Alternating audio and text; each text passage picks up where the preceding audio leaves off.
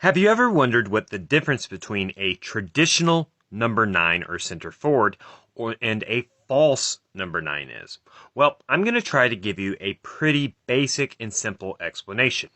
With a traditional number 9, right here in red, what we are going to do is we're going to lead the line in these spaces here, normally in between or on either side of the two center backs.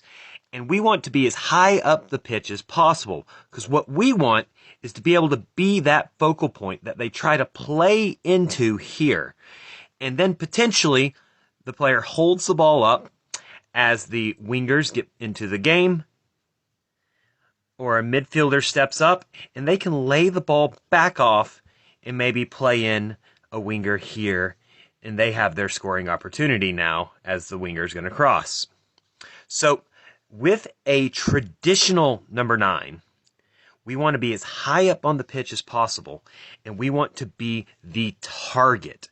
Probably the best example I can think of is Alan Shearer. Shearer did this amazingly for England, Blackburn Rovers, and Newcastle United. Well, how about a false 9? Well, a false 9 is very, very interesting, because what a false 9 will do is they'll drop back into positions like this. Now, what makes this complicated is they're now moving in the spaces in between the back line and the midfield, which that causes confusion and problems oftentimes for the back line, because now the back line has to ask themselves a question. Should maybe one of them move up and mark him? Well, there's a problem.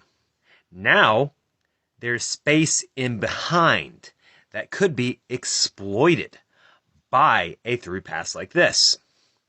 But also, if they don't choose to mark them, it's very possible that a ball could be played into this player and them have enough time to turn and actually then go at defenders, and then they could play a penetrating pass to one of the wingers in support.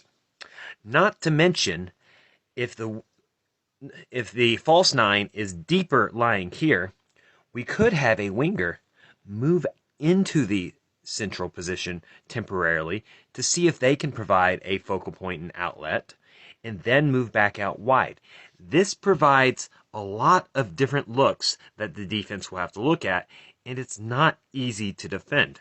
Probably the best example we can see of a false 9 is Lionel Messi with his stint at Barcelona.